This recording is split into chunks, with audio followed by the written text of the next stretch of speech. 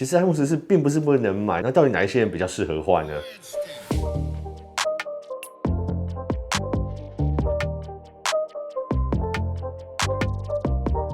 黑刀是苹果爹后，那我最近做了非常多关于 iPhone 14的影片。那其实从发表会当下的反应，然后到后来对里面每一个可能比较细节的优点、缺点，把它挑出来后做的这些分析跟推荐的部分啊，那我发现很多观众好像认为说，我觉得这一次这一代就是完全不推荐。那其实没有，我也有做优点推荐的理由。其实，在甚至懒人包里面，我有讲到很多我觉得很赞赏的地方。那我觉得我这边就是还是给大家做一个比较完整的分析，因为我发现每一个人的状况不一样。他手上用的机型不一样，他要换机的理由不一样，他需要的功能都不一样。那我觉得这一集把它做成一个，在听了很多观众他们现在使用的情况下，那也很多人私讯我啦，到底哪一些人我比较推荐在这次的 iPhone 14换机呢？不管是14或者14 Plus 或者14 Pro 或者14 Pro Max， 其实它都有一些让你可以去升级它的理由。OK， 好，那喜欢这类影片的话，就记得订阅频道，按下小铃铛、按赞跟分享，我们就开始吧。好了，那很多观众在看完这个5大优点跟5大缺点哦，这两个都是劝败或是灭火这类型的影片。那有些人就觉得说，看完之后就觉得不要订、不要买了，然后再加上现在我又讨论了上面这个动态岛，我对它一些真实的看法，对它有些疑虑。那里面其实有对它很多的称赞啦，但是如果你看完这些影片之后，你就觉得说，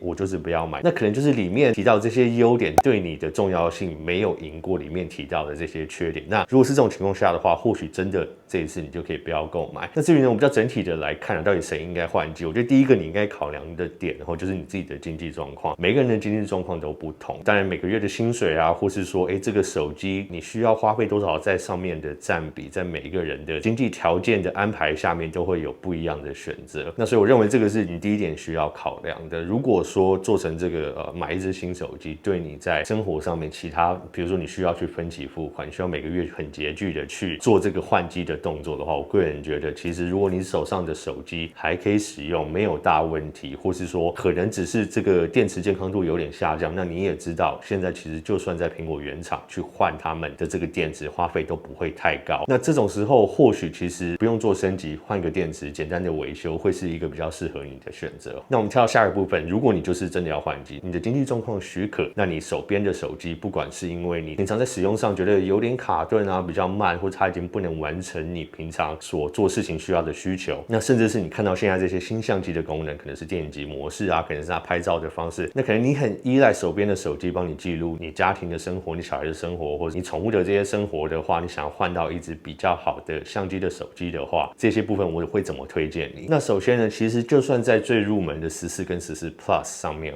他们即使是使用这个 A15的处理器那它是比较偏旧型上个世代的处理器，但是它其实还是一个非常强效的处理器。那其实苹果在每一代的这个变更，就算它处理器没有变动的情况下，它可能也会因为它里面搭配的镜头，还有这一次新世代的新机型的在里面所搭配的演算法，因而对它的拍照出来的成像会有点不一样。那以拍照来讲呢，这一次在14全系列里面都加入这个光像引擎，那其实这个就是苹果很喜欢去给它一个比较酷炫炫炮的名称啊。那这个就是简单的一个演算法摄影在上面的一个升级。那以苹果的想法，这个在暗处拍照其实会有更多的进步。那就像先前的深度融合啊，还有这些夜拍啊什么这些情况下，那这个部分我觉得，当然我们要实际要上手，可是我觉得苹果如果把这功能加进去的话，你可以看到它说，它就算跟前一代相比，可能在很多时候你是在室内拍照或拍一些比较会动的东西的时候，它的成像会比较好，然后更有效快速的去融合它很多张照片在一起的成像。但毕竟这个14、14 Plus 它是入门机种，它在相机上面的设置，它就是一个主镜头跟一个超广角。那这颗超广角，其实我就对它的评价不是算太好，所以我觉得如果在比较暗的地方要依赖这颗超广角来得到很好的成像，基本上是不太可能。那所以你可能就是比较依赖这颗主镜头。那所以如果你平常拍照的焦段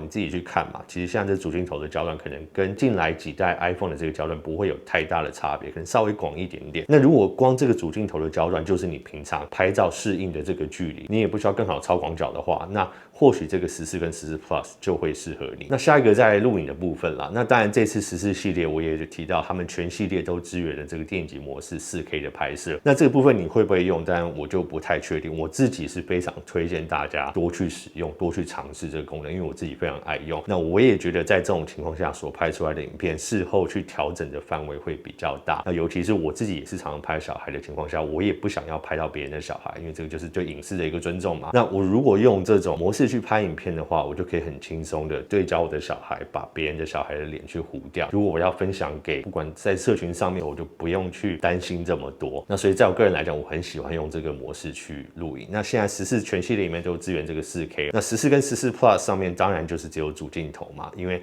他们并没有长焦镜头。那我个人其实觉得这个电影级模式在长焦镜头上面是一个成像起来是最好看的。那首先你可能像我可能比较懒，有时候拍小孩在玩的时候，我就不用跑太近，我用长焦镜头直接切过去拍。不管是它缩放，还有我觉得它搭配这个虚化的这个成像，是在长焦镜头使用电影级模式是一个最好的方式。所以这种时候，我觉得如果你是很爱摄影、很爱录影、拍小孩、拍宠物的话，其实就会到14 Pro 跟14 Pro Max 这个机种会比较适合你，因为多了这个长焦镜头，其实在你使用上的应用会更有帮助。然后再加上这一次，其实他们主镜头又做了一个很大的升级嘛，到4800万画素，那这个也是在14 Pro 跟 Pro Max 上面独有的这个功能。所以呢，其实如果对摄影、录影的有很高需求的人，这个比重在你一天中使用手机，或是在你平常使用手机的占比很大的话，那你手上的手机如果可能是10S 之前啊，或是11之前的话，我觉得这次到14都会是一个非常有感的升级。OK， 那下个部分当然是有人可能是使用 iPhone 12的这个机型啦。那 iPhone 12刚好因为它上面使用了 A14处理器，是一个比较容易发热，然后同时它里面用的电池又比较小，所以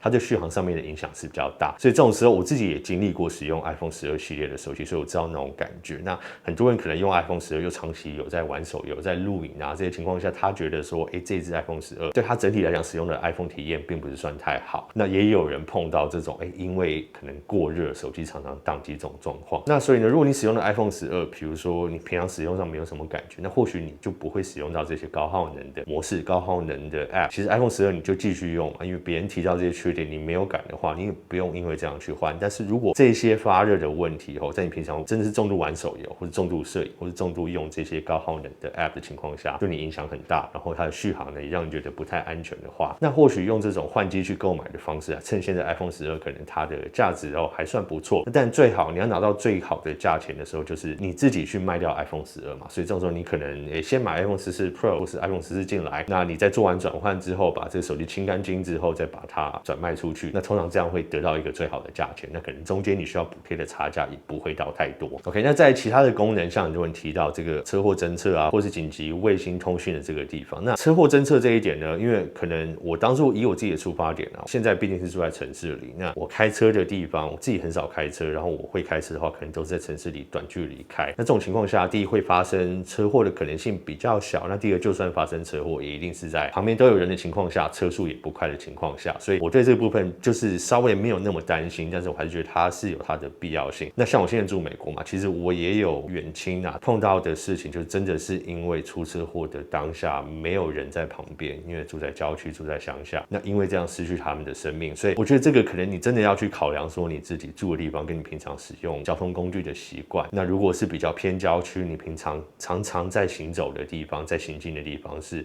没有人烟的地方的话，那我觉得这个车祸侦测就会是一个蛮值得的升级啦。那如果你换新机就只是想要这个功能的话，那其实就选最便宜的14嘛，因为它就是这些基本的功能也都有了。那再来这个卫星通讯的地方这个紧急通讯目前就是美国、加拿大可以用，目前好像看起来说中国跟香港的机型会没有办法使用这个功能，那甚至这个地方买的手机到美国也不能使用。那台湾现在看起来是可以，那台湾到底什么时候会真的支援这个功能呢？我自己的看法，我觉得会变成是比较亲欧美系的这些国家，可能在这个部分开放的脚步会稍微快一点。那我个人觉得台湾，当然我也不能跟你保证说多快，可是如果这个功能是你觉得必要性拥有的功能的话，我觉得就可能可以先等一下。那如果它真的是1年后、2年后才开放的话，你也没有必要现在先去买这只手机，就单为了这个功能。OK， 那我今天就想拍一个影片，想让大家说说，并不是都在讲 iPhone 14或者14 Pro 什么的不好。其实如果你仔细去看每一支影片的话，我相信我对苹果的产品整体来讲绝对是褒远多于贬的啦。只是当然人我们有时候可能比较会注意到那些不好的部分，我自己有时候也会这样子。那所以呢，其实使用科技产品就是这样子啊。那前一代的 iPhone 12 Pro Max 我对它不太满意，那我就直接讲出来说，它并不太好，它有很多问题。